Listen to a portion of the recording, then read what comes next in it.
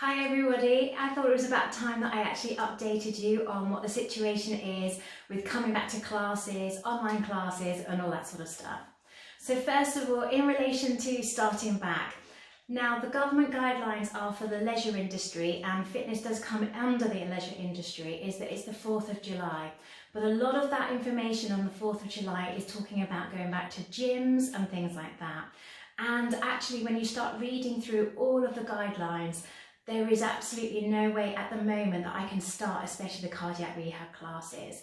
So that definitely is on hold. And I want to explain a few of the reasons behind that. In relation to the Pilates, it really depends on this 2-meter rule.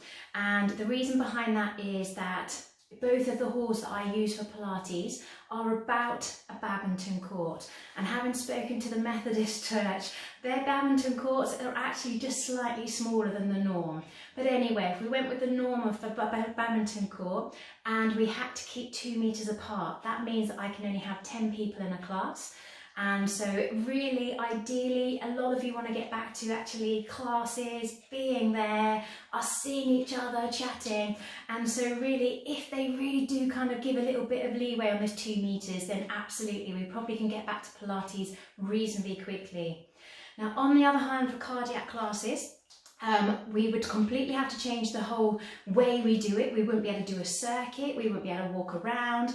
It would be much the same as the types of classes I'm doing online at the moment, where you will have your own little zone. If you really want to bring any weights or anything, you'll have to provide them yourselves, or we just do it all just body weight, or it's just a can of beans that we bring with us. So we've all got lots of options, but it will be a different thing. But again, it's the 2-meter rule that's really the kind of the crucial, like one of the main factors behind it all. It's a crucial factor. And again, it would be 10 of you. That's it. That's all I could have in a class. So really trying to work that out.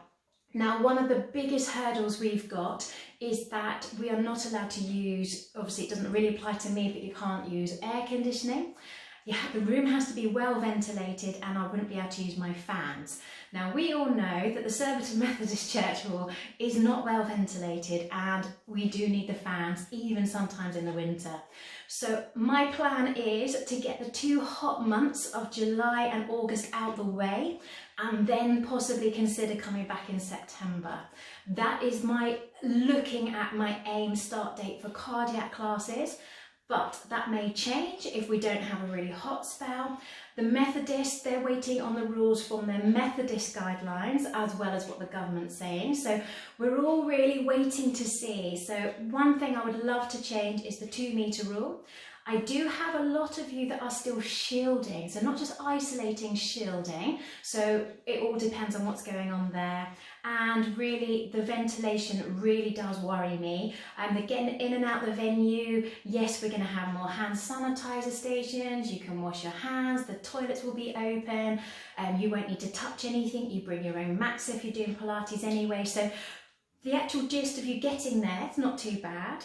Now, one other thing I do need to report is if you have not been travelling at all, those of you that come to the classes in Surbiton, down the Yule Road, you will not know that they have really been building the cycle lanes, and currently there is barely any parking at all because they still haven't done all the surfacing. It's really, really different. The cycle lane takes priority over all the driveways and things. So when we do get back, parking is going to start being an issue. So do need to consider actually how you're going to get to the class, all those sorts of things. In relation to the Pilates at the Chesington Methodist, haven't really been in contact with them much, but again, we've got a good sized badminton court.